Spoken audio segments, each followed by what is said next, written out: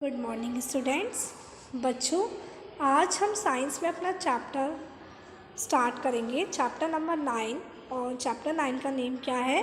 The living organisms, characteristics and habitat. देखिए, the living organisms मतलब जो लिविंग ऑर्गेनिजम्स होते हैं, हम उनकी कैरेक्टरिस्टिक्स के बारे में पढ़ेंगे, उनके फीचर्स के बारे में पढ़ेंगे। एंड हैबिटेट, और हैबिटेट का मतलब होता है कि वो रहते कहाँ हैं, उनका घर, स्थान। अलग अलग तरीके के लिविंग ऑर्गेनिजम्स अलग अलग जगह रहते हैं, तो उनके हैबिटेट के बारे में हम इस चैप्टर में पढ़ेंगे।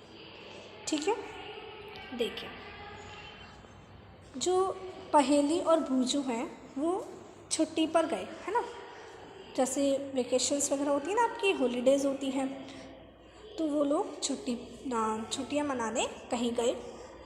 One such trip took them to the river Ganga in Rishikesh. तो वो ऋषिकेश में कहाँ गए? रिवर गंगा के पास गए। They climbed the mountains of the Himalayas where it was very cold. और उन्होंने मतलब हिमालयस पर चढ़ाई भी की, क्लाइंब भी किया, चढ़े भी वो लोग माउंटेन्स वगैरह पर, जहाँ पर क्या थी? बहुत ठंड थी। They saw many kinds of trees on these mountains. तो उन्होंने इन माउंटेन्स पे कई तरीके के पेड़ देखे। जब आप भी कहीं घूमने जाते हैं तो आप वहाँ पर अलग अलग तरीके के जानवर देखते हैं और अलग अलग तरीके के आपको वहाँ पर पेड़ दिखाई देते हैं। इसी तरीके से उनको भी दिखाई दिए माउंटेन्स पर। कौन से पेड़?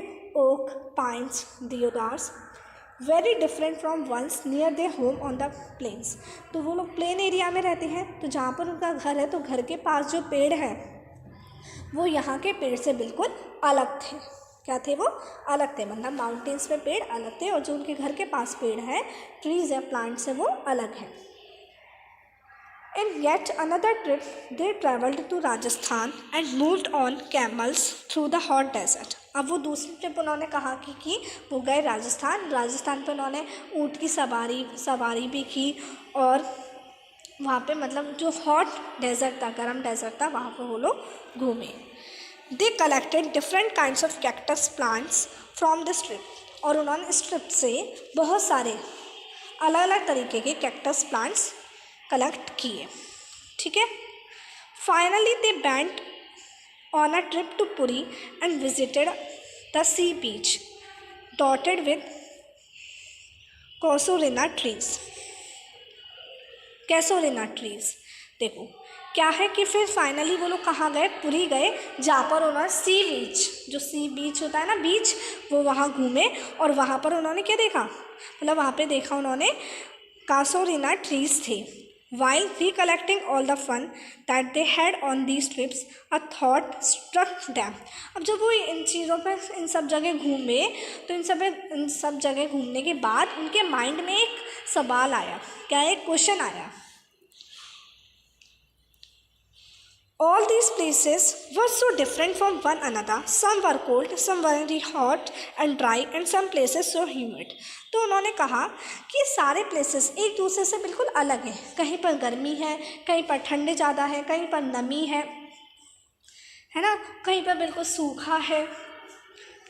And yet all of them had many organisms of various kinds. और फिर भी वहाँ पर बहुत तरीके के, अलग अलग तरीके के क्या है? ऑर्गेनिजम्स हैं। They tried to think of a place on earth where there may not be any living creatures.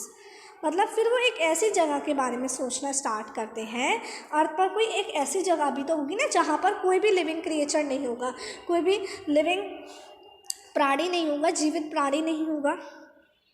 भूजू thought of places near his home. फिर भूजू है, उसको अपने घर के पास की जगह याद आई।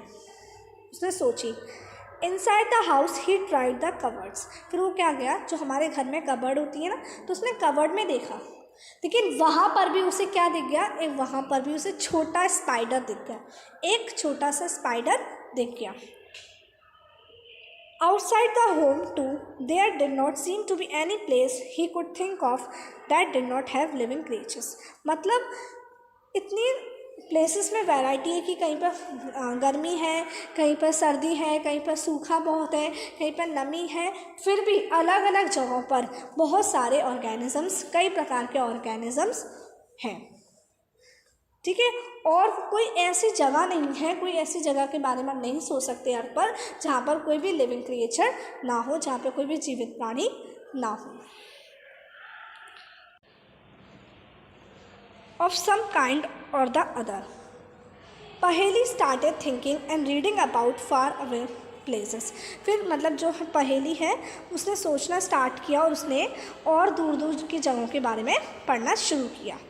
She read that people have even found tiny living organism in the opening of volcanoes. मतलब जब वॉल्केनो की ओपनिंग होती है तो वॉल्केनो की ओपनिंग होने पर बहुत सारे छोटे छोटे लिविंग ऑर्गेनिजम्स भी वहाँ से निकलते हैं. जिसने ये पढ़ा कि वहाँ पर भी बहुत छोटे छोटे ऑर्गेनिजम्स पाए जाते हैं. तो मतलब हम ये नहीं कह सकते कि कोई ऐसी जगह है जहाँ पर कोई भी लिविंग क्रिएचर नहीं है. सब जगह फॉरेस्ट में देख लीजिए, माउंटेन्स में देख लीजिए, पानी में देख लीजिए, सी में देख लीजिए, है ना, लैंड पर, तो सब जगह अलग अलग ऑर्गेनिजम्स प्रेजेंट है. ठीक है.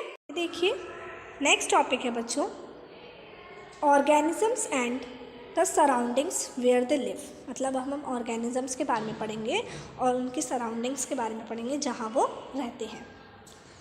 देखिए, another thought that occurred to Paheli and Bhuju was about the kinds of living organisms that were present in different locations that they had visited. अब क्या होता है कि वो उन्होंने जिस जिस जगह पर वो घूमे थे, जहाँ जहाँ वो घूमे थे, तो उन्होंने देखा कि वहाँ पर अलग अलग तरीके के लिविंग ऑर्गेनिजम्स हैं. फिर वो उसके बारे में सोचने लगे. The deserts had camels, the mountains had goats and yak, Puri had some other creatures, crabs on the beach, and such a variety of fish being caught by the fisherman at the sea. तो फिर वो ये बताते हैं कि desert area में जो, हाँ, वो राजस्थान घूमने गए थे तो वहाँ पर उनको क्या दिखे थे, कैमल दिखे थे, ऊँट दिखे थे. माउंटेन्स में गए तो माउंटेन्स में उनको बकरियाँ, याक वगैरह दिखी. फिर वो बीच पर गए तो बीच पर क्रैब और बहुत सारी वैरायटी की फ़िश दिखी, अलग अलग तरीके की फ़िश दिखी. ठीक है. And then there did seem to be some creatures like ants that were present in all these different locations. तो उन्होंने फिर ये देखा कि उनको एक ऐसा क्रिएचर दिखा जो सब जगह था. मतलब जो जो जगह वो लोग घूमने गए थे सब जगह था. कौन थी? चींटी.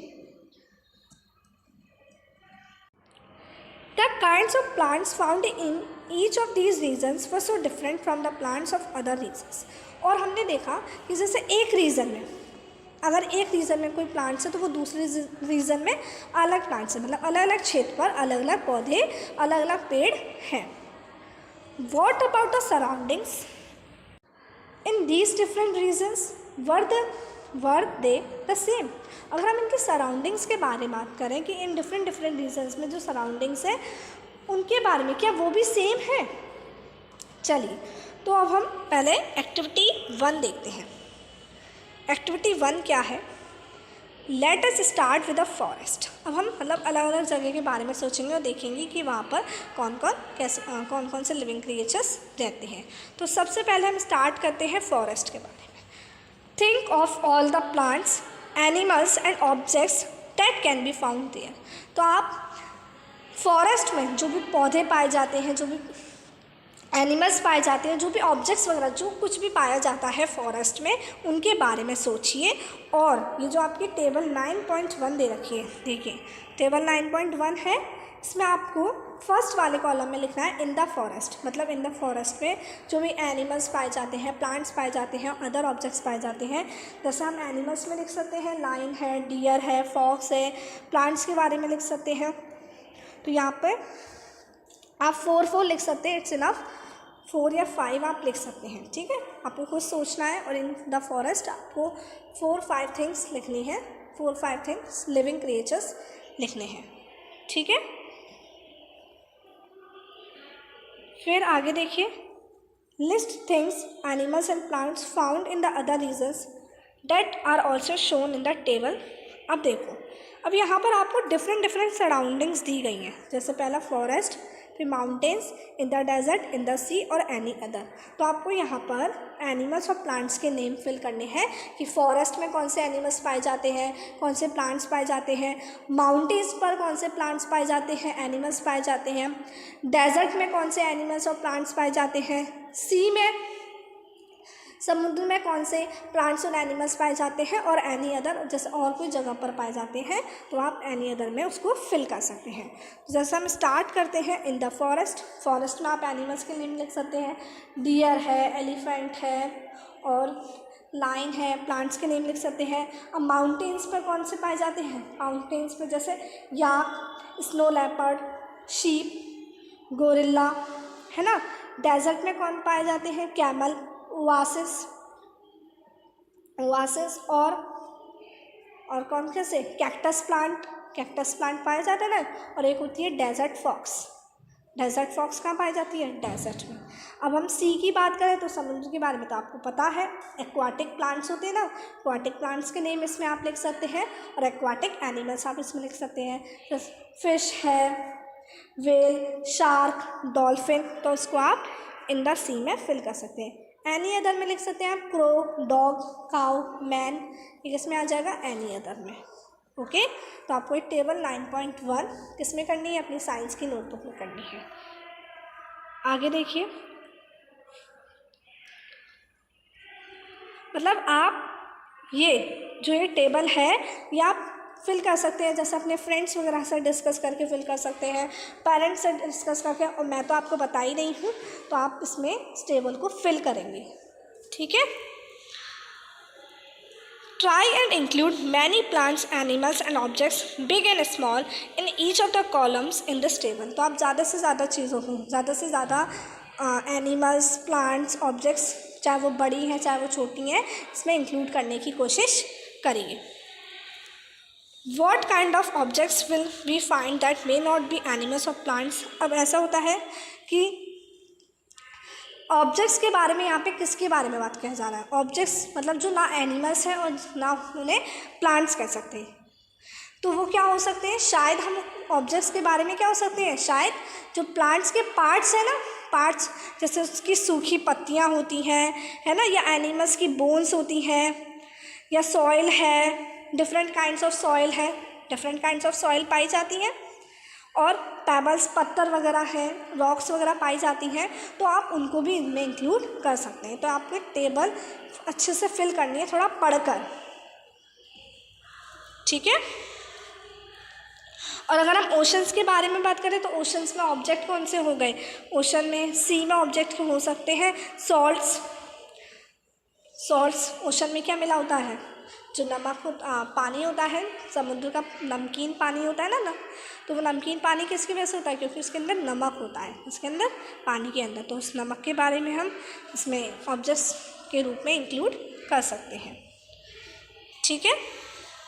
और जैसे जैसे हम और चैप्टर पढ़ते जाएंगे वैसे वैसे आपको डिफरेंट एनिमल्स के बारे में पता चलता जाएगा कि वो लोग कहाँ रहते हैं, फॉरेस्ट में रहते हैं, माउंटेन्स में रहते हैं। तो आप इसमें और एग्जाम्पल इसमें आप ऐड कर सकते हैं, और आप ऐड करते जाएंगे तो आपको पता चलता जाएगा कि कहाँ कौन से एनिमल्स फॉरेस्ट में रहते हैं, प्लांट्स कौन से प्लांट्स फॉरेस्ट में पाए जाते हैं, माउंटेन्स में कौन पाए जाते हैं, डेजर्ट में कौन कौन से पाए जाते हैं। इसको आप चैप्टर जैसे जैसे आप पढ़ते जाएंगे वैसे वैसे आपको पता चलता जाएगा, ठीक है। आया समझ में सभी बच्चों को? तो अब आप ये टेबल 9.1 फिल कर सकते हैं ना। अभी आप जितने आपको पता है अभी आप उतने फिल करके रखिएगा, ओके। चलिए अब हम इसके आगे का टॉपिक नेक्स्ट क्लास में पढ़ेंगे, और नेक्स्ट क्लास में हम पढ़ेंगे हैबिटेट एंड एडाप्टेशन, ठीक है। चलिए तो आज के लिए इतना ही। आपको यहाँ तक चैप्टर अच्छे से पढ़ना है और टेबल 9.1 को अपनी साइंस की नोटबुक में करना है, और मैं आपको नेक्स्ट क्लास में मिलूँगी। Bye bye.